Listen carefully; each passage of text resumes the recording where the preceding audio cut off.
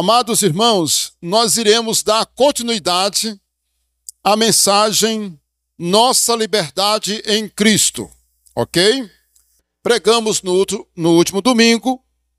A pregação foi baseada no livro de Gálatas, ou na carta de Paulo aos Gálatas, e nós fizemos todo aquele apanhado, aquela explicação sobre por que o evangelho não pode ser segundo a lei ou misturado com a lei. Nós vimos que os irmãos da Galácia estavam sendo perturbados por um outro evangelho. E segundo as palavras de Paulo, o evangelho estava sendo pervertido.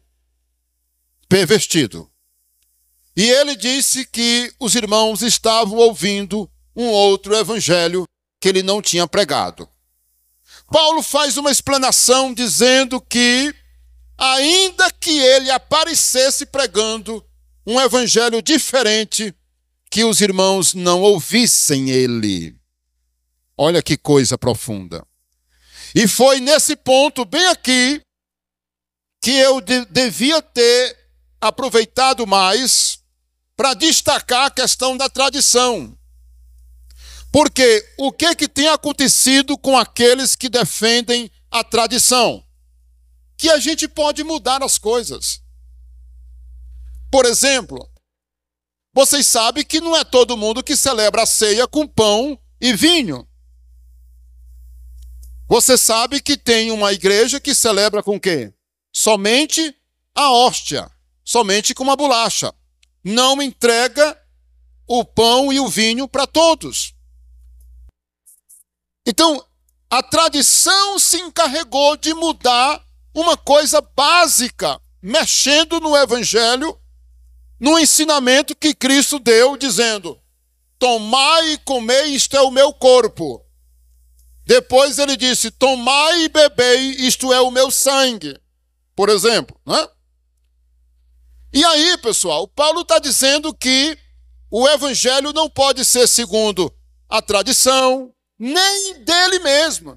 Se ele mudasse de ideia, trazendo alguma coisa que ele não tinha ensinado, era para os irmãos, considerar anátema.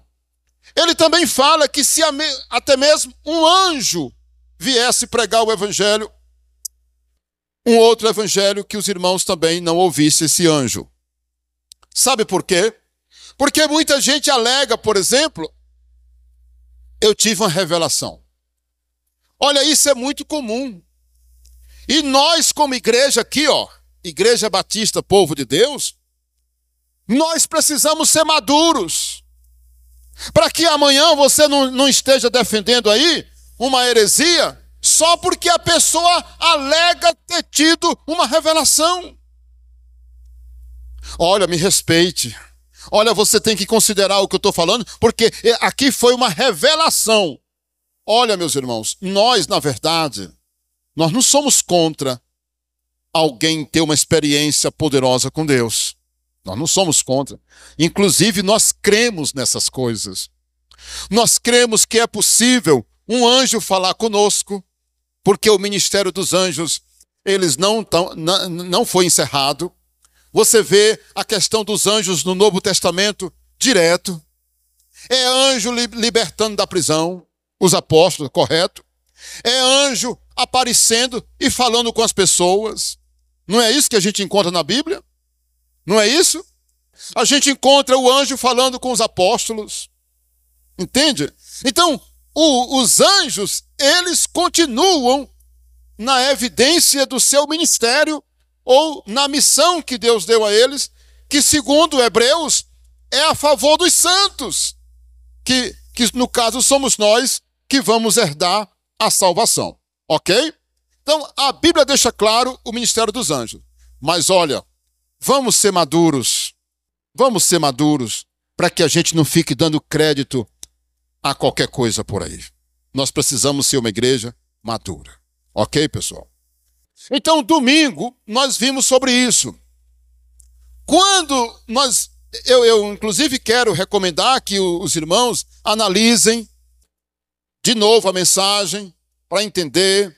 Quando tiver um tempo, faça uma outra leitura da carta aos Gálatas e principalmente a carta aos Romanos, porque dá uma maior profundidade na questão da graça e da justificação pela fé, e não baseado na obediência à Torá, à lei de Moisés, ou termos que viver segundo os judeus. Ok, pessoal? Nós estamos na graça. Muito bem. Aí, eu fiquei devendo, na pregação de domingo, as recomendações que nós encontramos na carta. Ok? E essas recomendações, elas aparecem no capítulo 5 e no capítulo 6. Olha a primeira recomendação. A primeira recomendação está em Gálatas 5, verso 1, que diz assim: para a liberdade foi que Cristo nos libertou. Permanecei, pois, firmes e não vos submetais de novo ao jugo de escravidão. Como é que está na sua versão aí? Não voltem à escravidão novamente.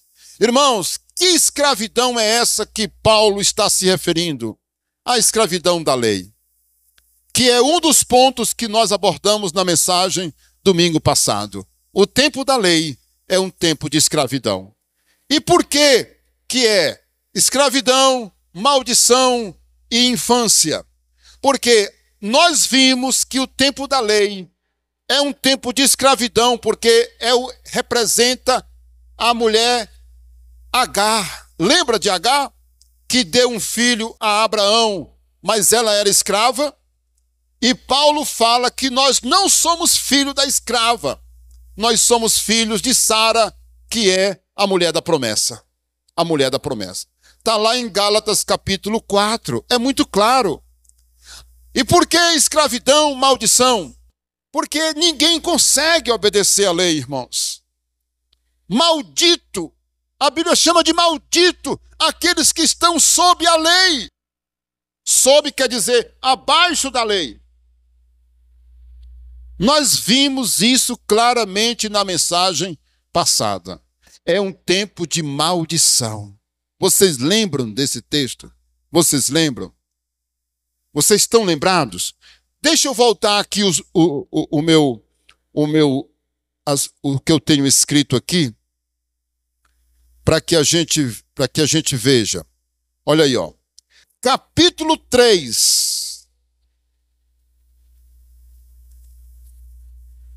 Digo, capítulo 4. Capítulo 3 é maldição. Capítulo 4, versículo 21. Só porque eu olho assim para os irmãos e na minha mente os irmãos não estão entendendo. Né? O que diz aí Gálatas 4, 21? 4, 21. Por que o tempo da lei é tempo de escravidão? Tempo de escravidão. Ó. Capítulo 4, versículo 29. Como, porém, outrora, o que nascera segundo a carne perseguia ao que nasceu segundo o Espírito, assim também agora. Contudo, o que diz a Escritura: lança fora a escrava e seu filho, porque de modo algum o filho da escrava será herdeiro com o filho da livre. E assim, irmãos, somos filhos não da escrava, e sim da livre. Está aqui, ó, capítulo 4, verso 31. Você está entendendo? A ideia que Paulo desenvolve aqui é que nós somos filhos da liberdade. Nós não somos mais filho da escrava, nós somos agora da liberdade. Por que eu cito que é um tempo de maldição? Porque a Bíblia diz que se alguém não obedecer à lei por completa, ele está debaixo de maldição. Está no capítulo 3, do verso 8 ao 14. E olha, como essa mensagem está sendo gravada, eu quero que você lembre dessa referência. Deuteronômio, capítulo 27, versículo 26. Ah, eu não me aguento. E eu quero ler, não é para os irmãos, ó. Deuteronômio, capítulo 27, versículo 26, ó, tá aqui, ó.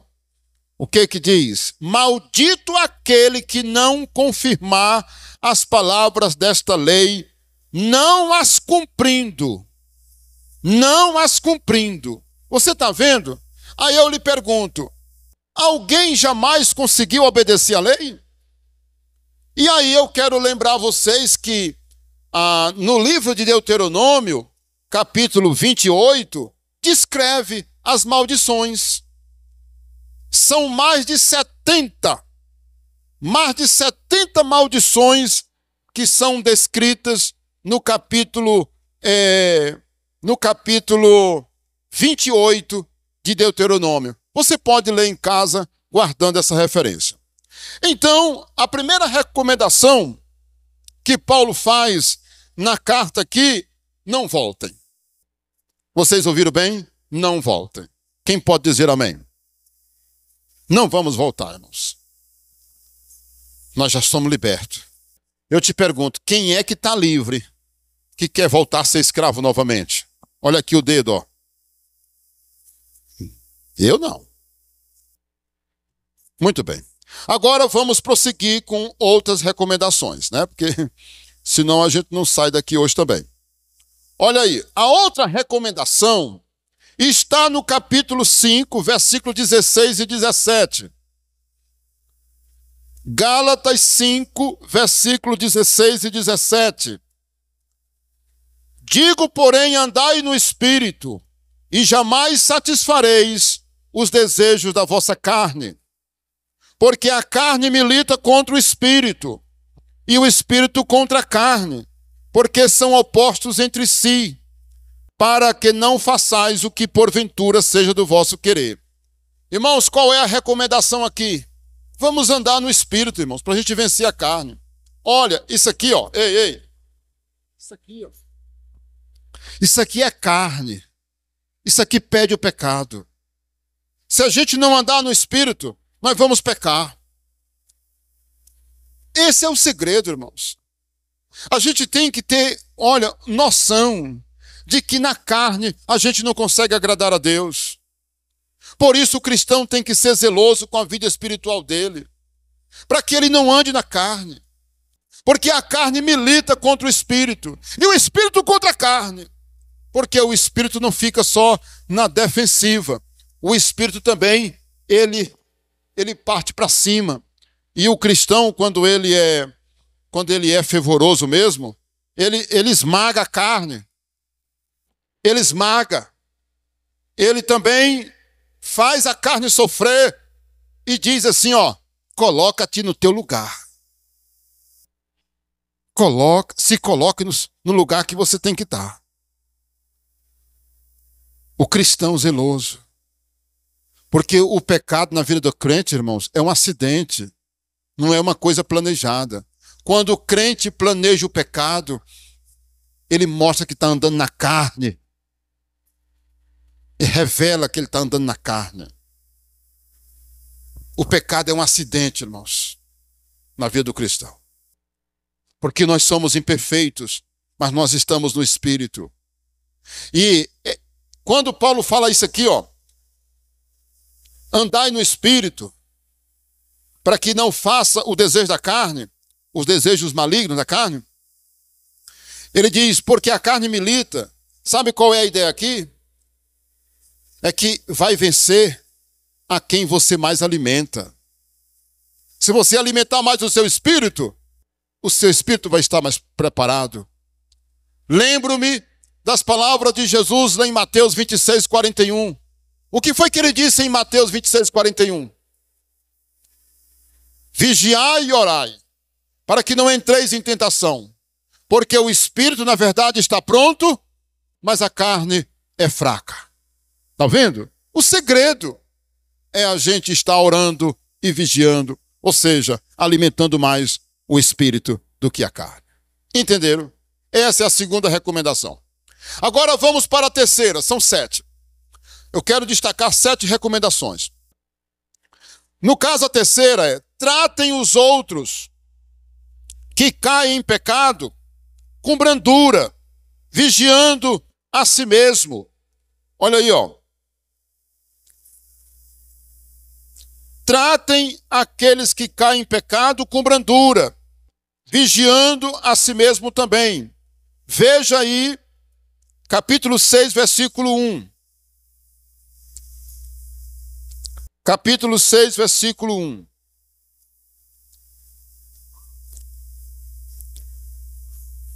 Irmãos, se alguém for surpreendido em alguma falta, vós que sois espirituais, corrigi-o com espírito de quê, irmãos? Com espírito de quê? De mansidão. De mansidão. Com brandura. E guarda-te para que não sejais também tentado. Olha, a Bíblia está dizendo, irmãos, para a gente tratar os irmãos que porventura, no meu comentário que eu fiz sobre essa passagem, eu falo a expressão eventualmente. Eu não acabei de dizer que o pecado na vida de um crente é um acidente. Olha, nós como igreja, nós não podemos estar aqui esperando que alguém caia para a gente matá-lo. Você não é crente, não. Você não é um servo de Deus. Não, a igreja não tem que estar nessa situação. Mas a igreja também precisa analisar o comportamento dos seus membros. Olha, esse nosso irmão aqui, ele eventualmente caiu nesse erro. Sabe como é que nós devemos tratá-lo? Com amor, para que ele se corrija e ele se sinta amado, que ele se sinta protegido e amado pela igreja. Agora, ninguém é criança. Ele continua fazendo. Aí ele acha bonito a igreja perdoá-lo. Ele acha lindo a igreja perdoar ele. Aí ele continua. Igual Sansão, lembra de Sansão?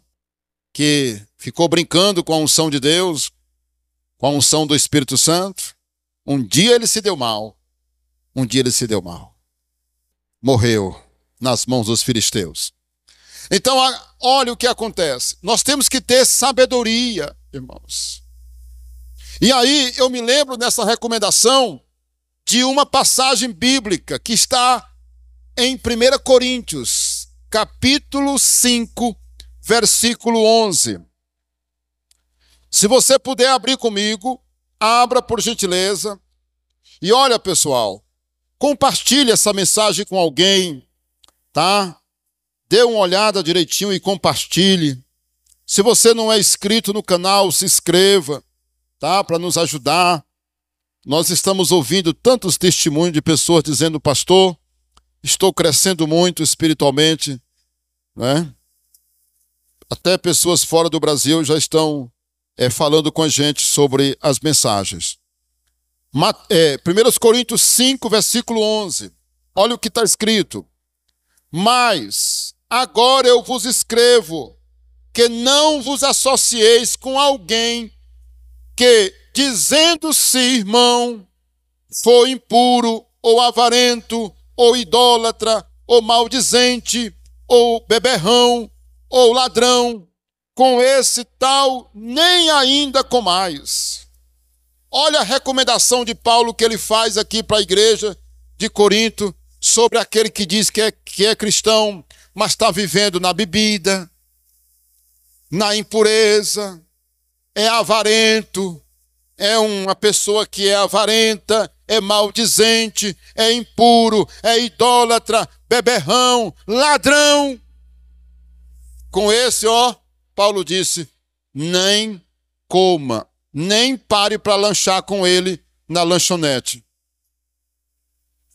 Se você encontrar uma pessoa assim, que diz ser irmão, mas está vivendo na bebedeira, está vivendo na prostituição, está vivendo uma vida que não condiz, diga, bom dia.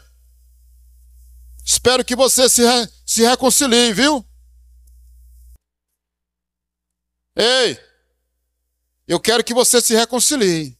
Vem cá, rapaz, vem cá, toma aqui um suco comigo. Não, eu não tenho graça para tomar suco com você. Não, rapaz, eu estou aqui e tal, eu estou tomando essas aqui e tal, eu estou vivendo aqui e tal, eu estou aqui. A Bíblia recomenda que não é para eu sentar com você nessa situação. Mas eu quero dizer que eu lhe amo.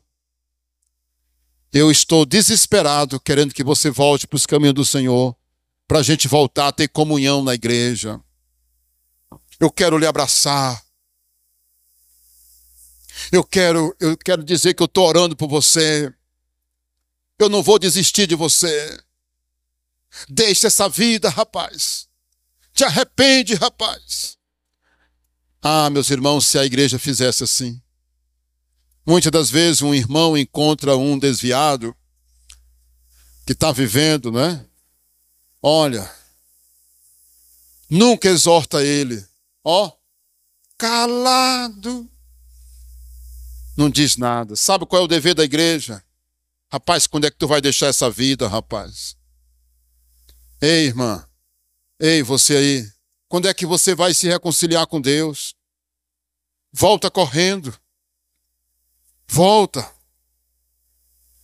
Hoje eu estive em um hospital aqui na cidade fazendo uma visita. Hoje. Eu fui orar por uma nova convertida, certo? Que tomou a decisão ontem. Antes de ontem, segunda-feira. E quando eu estava aqui orando pela nossa irmã, eu olho para o lado e eu vejo uma senhora deitada e eu disse, como é o seu nome? Você quer que eu ore por você? Ela disse, quero. Quando eu olhei para ela, comecei a conversar com ela, eu perguntei, você é uma serva de Deus? Ela disse, estou desviada, pastor. E eu orei por ela e disse, na hora que ela chegar em casa, ela deve procurar a igreja lá na cidade dela. Lá na cidade dela. Então, amados irmãos, você vê que eu não perdi a oportunidade. Na hora que ela me disse que estava desviada, a primeira coisa que eu fiz foi dizer para ela, pois volte para os caminhos do Senhor. Eu quero lhe dar essa orientação, meu amado irmão, minha amada irmã, que me ouve nessa gravação, nesse vídeo.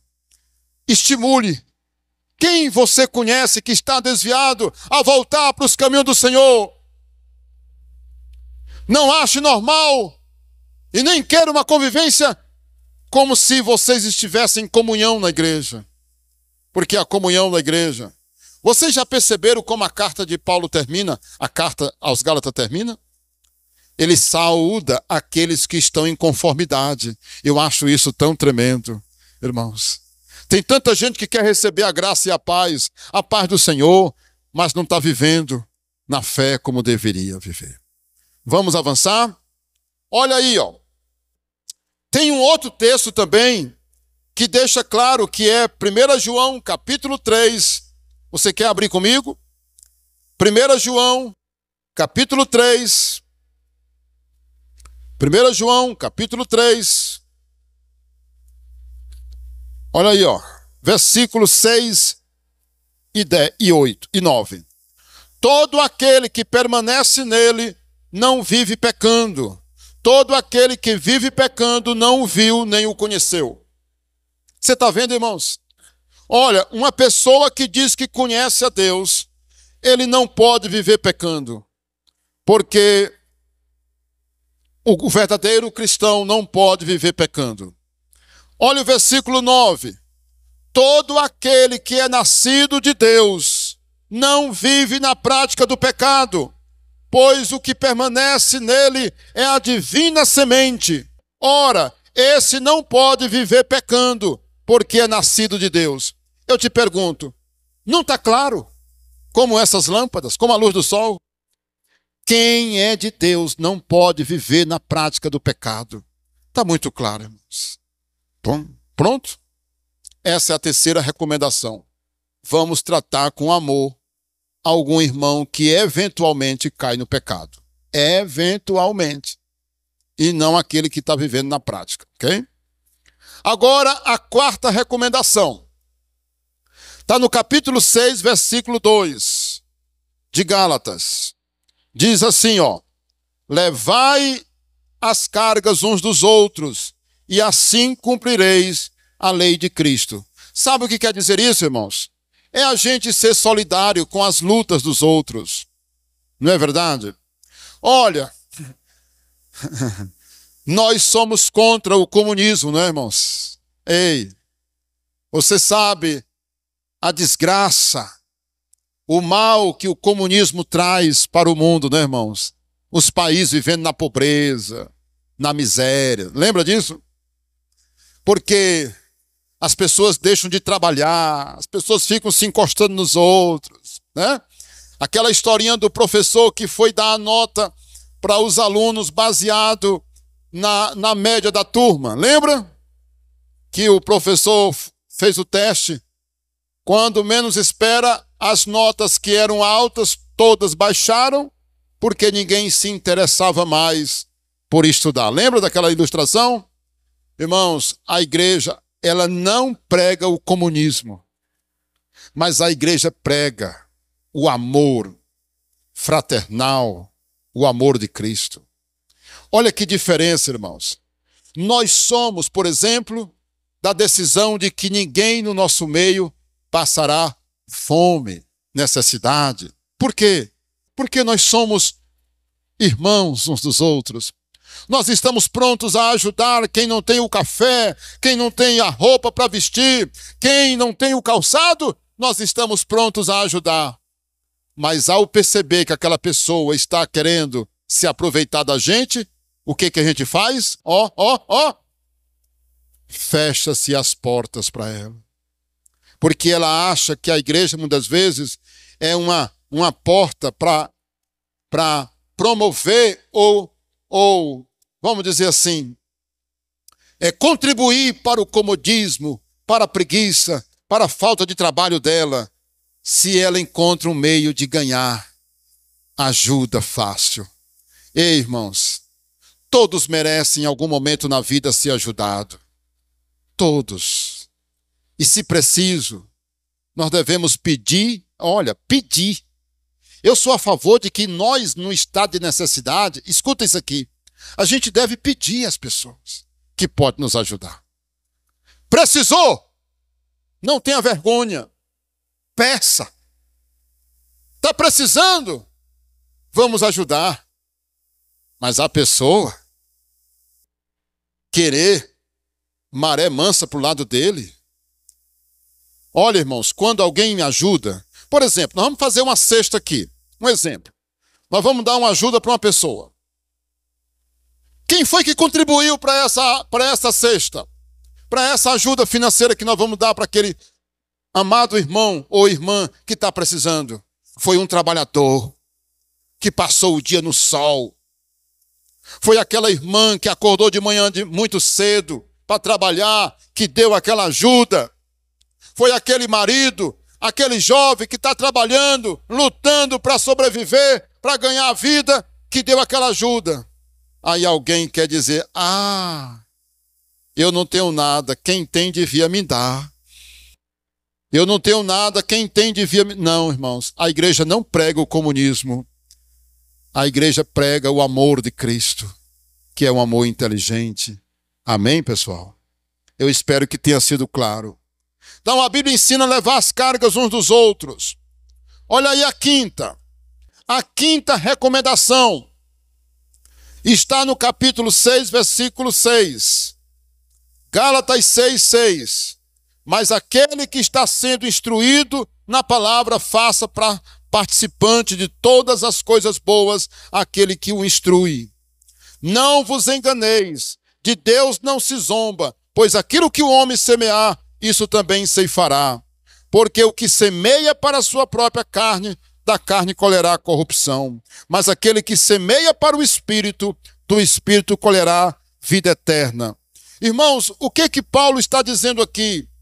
que a igreja deve sustentar muito bem aqueles que instruem a igreja na palavra. Isso aqui é uma coisa para os pastores, não é? Está se referindo aos pastores. Olha, irmãos, tem tanta gente que fala mal do sustento dos pastores, criticando. Um crente maduro, irmãos, ele entende que é um privilégio ele dizer assim: nós sustentamos os nossos pastores, nós abençoamos os nossos pastores. Na nossa igreja, nós sustentamos com dignidade os nossos líderes. E olha, isso está confirmado em 1 Timóteo, capítulo 5, verso 17. Vocês podem dar uma olhadinha aí? 1 Timóteo 5, 17, está escrito assim, ó: devem ser considerados merecedores de dobrados honorários. Honorário é aquilo que o profissional ou a pessoa ganha pelo fruto do seu trabalho. Os presbíteros que presidem bem, com especialidade os que se afadigam na palavra e no ensino. O que é que um pastor faz? Ele se afadiga no ensino e na palavra. Então está aqui, ó. Paulo diz que os que fazem um bom trabalho, os que trabalham para Deus, devem ser considerados dignos de dobrados, o dobro dos honorários. Paulo está dizendo: olha, igreja, honre os seus pastores, dê a eles a recompensa digna. Irmãos, uma igreja que não tem a visão de sustentar bem o seu pastor, que prefere ver o seu pastor mendigando, andando com roupa rasgada, andando com, sofrendo as consequências, muitas das vezes, de não ter nenhuma alimentação digna. Tem, irmãos, gente que não tem essa visão. E a Bíblia está dizendo que a igreja deve considerar digno de dobrados honorários quem faz bem. Está aqui, ó. Gálatas 6:1. Faça participante de todas as coisas boas aquele que vos instrui. Que o instrui, né? Vamos para a sexta, são 7. 7 recomendações. A sexta, não se canse de fazer o bem, pois no tempo certo nós ceifaremos se não desistirmos. Está no capítulo 6, versículo 9. Não nos cansemos de fazer o bem, pois a seu tempo ceifaremos se não desfalecermos. Ei, irmão, nunca se canse de fazer o bem. Todo mundo ouviu? Tem hora que a gente quer se cansar, não é? Eu não aguento mais. Eu estou fazendo tanta coisa. Mas a pessoa não reconhece. Continue. Não se canse de fazer o bem, porque no momento certo nós vamos colher. E por último, no tempo e nas oportunidades, faça o bem a todos, mas principalmente aos irmãos da fé. Está aí no versículo 10. Por isso, enquanto tivermos oportunidade, façamos o bem a todos, mas principalmente aos da família da fé, que é a igreja. Olha, irmãos, se eu tiver a oportunidade de ajudar 2 pessoas, eu tenho 2 pessoas para ajudar, 2 ou 3. 3. 2 não são da fé. Uma é da fé. A quem eu vou ajudar primeiro? Da fé. Eu tenho 2 pessoas para ajudar. Uma é da fé e a outra não. A quem eu vou dar prioridade? A da fé. Porque é isso que a Bíblia está dizendo. É exatamente isso que a Bíblia está dizendo. Nós devemos fazer o bem a todos. Diga amém. A todos. Toda vez que tivermos oportunidade, mas principalmente aos irmãos da fé. Fiquemos em pé. Olha, se inscreva no canal e compartilhe e veja lá a mensagem completa sobre a nossa liberdade em Cristo e compartilhe, amados. Deus abençoe. Um forte abraço. Domingo que vem, nós vamos falar na carta aos Efésios uma mensagem linda, poderosa, em nome de Jesus. Amém.